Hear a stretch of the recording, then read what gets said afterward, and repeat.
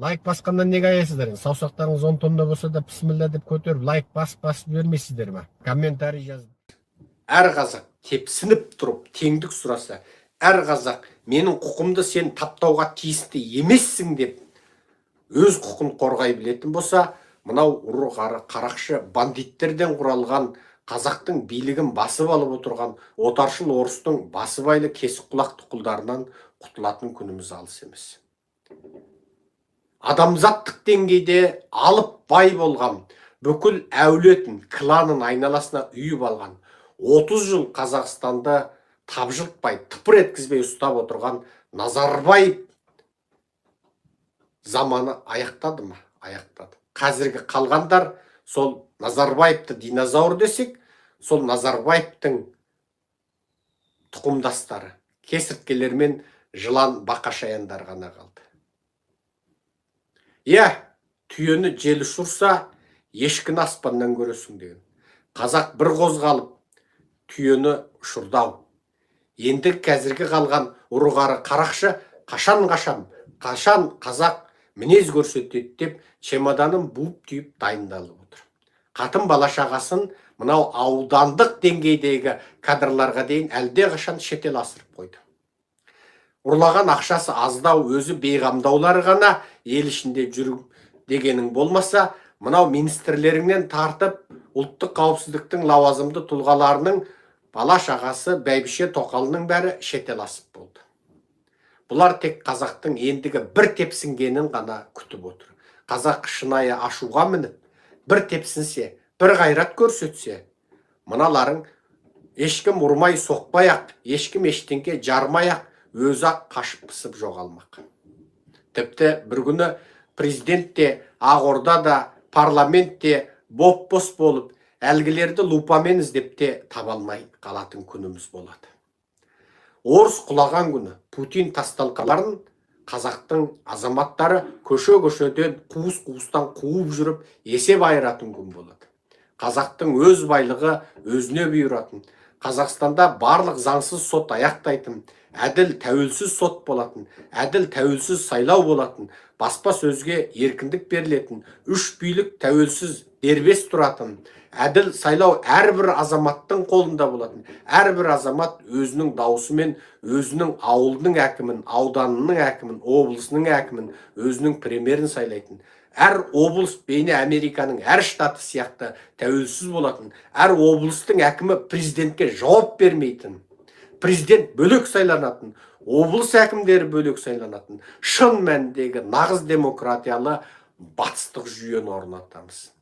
Сот президентке бағынбайтын, сот қаласа президенттің өзін соттайтын, әкімшілік бөлек, заң шығару бөлек, заңды атқару бөлек болатын, үш билік бөлісілген, ақпарат бәрін бақылайтын, төрт билік тепе-тең тұратын батыстық жүйеден өзге қазірге дейін адамзат үкіметті жасақтайтын керемет жүйе ойлап тапқан жоқ. Біз Қазақстанға осы демократиялық еркіндікті алып келсек дейміз. 30 жыл тағына жабысып қалғандардың халыққа не әкелетінін білдік. Айналасына кланын жақынын ғана үйіп алатындардың әділетсіздікті қалай орнататынын білдік.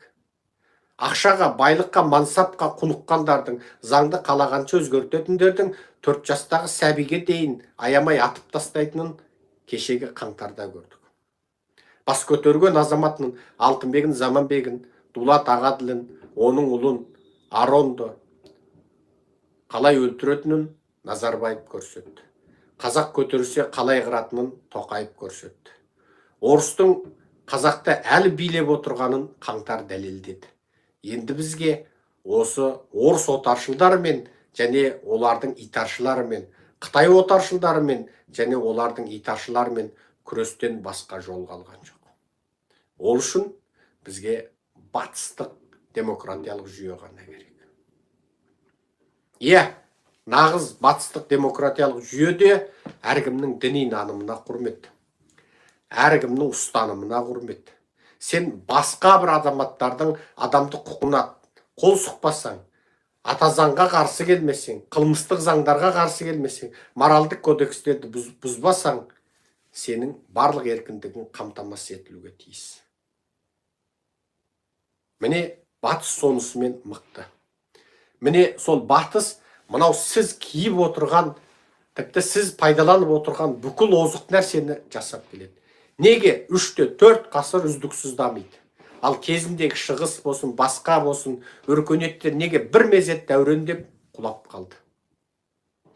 Неге үздіксіз дамуға қарай бет алды олар? Ендеше соны зерттейік, артығын алайық, асылын алайық, жасығын тастайық. Біздің қолайымызға ұнайтындарын алайық, біздің қолайымызға келмейтінін қалдырайық. Бірақ ең бастысы, әр қазақ мемлекетті төте басқара алатын, әрбір қазақтың азаматы демократиялы түрде мемлекетке өзінің саяси көзқарасын жеткізе алатын, ешқандай билеуші таққа 2 мәртеден артық жабысып қалмайтын осы батыстық жүйеден артығы жоқ. Иә, батыста бір қыңыр басшылар болады, кейде соғыстар болады. Бірақ ол қанша десе де бір мәртесі 4 жыл, 2 жыл 8 жылдан ары отыра алмайды. Тіпті 4 жылдан соң жұлып алып тастайды. Айналасына үйіп алайын десе үй алмайды. Неге? Жүйе жасалған. Сотты алып тастай алмайды. Неге? Сот биліктен тәуелсіз. Заңды өзгерте алмайды. Неге? Парламент, сенат заңды жасайды. Заңды атқарғанда президент не премьер билік ете алмайды. Неге? Заңды атқарушылар тәуелсіз болады. Ал әкімшілікке килік алмайды. Неге? Әкімшілік өзінің құрылымымен есеп қисабын, ақшасын өзі жасайды. Салық тастай, ұрлық жоқ. Сот тәуелсіз. Бірін-бірі қадағалап, бақылап отыр. Бұлай қарасаң, Құдай жаратқан хикмет жүйеге келеді. Көз көреді, құлақ тыңдайды, ауыз жейді, тіл дәмсезеді, сөйлейді. Өкпе тыныс алып, бүйрек сумен айналсады, бауыр қанмен айналсады. Ал осы жүйенің барлығы бірмен бірі қалай сәйкесіп, үндесіп отыр. Видеоны көріп отырсыз, көзіңізді істеп отыр, құлағыңызды істеп тұр. Бүкіл жүйе істеп отыр. Сен аузыңмен сөйлей бор, мен сені өстіп тұрғызбайым деп тізем тәуелсіздік алып кеткен жоқ. Табаным ренжіп қашып кеткен жоқ. Мені экранға табанды көрсетпейсің, қашан көрсең жалпақ бетіңді, қазан басыңды көрсетесің деп денемнің басқа жері ренжіп кеткен жоқ. Тұтас бүкіл бір дене болып, бір мақсатта істеп тұр. Батыстың жүйесі де сол Құдай жаратқан мүлтіксіз адам жүйесіне ұқсатылған жүйе.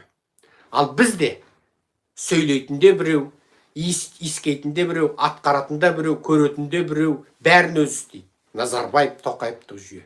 Өздері ғана біледі, өздері шешеді, сайлауды өздері біледі, заңды өздері біледі, ұрласа өздері біледі, контрактты өздері біледі, сот өз қолдарында, прокуратура өз қолында, полиция өз қолдарында, армияда өз қолдарында. Конституцияны қаласа өзгертеді. Сосын зұлымдықтың барлығы содан басталады.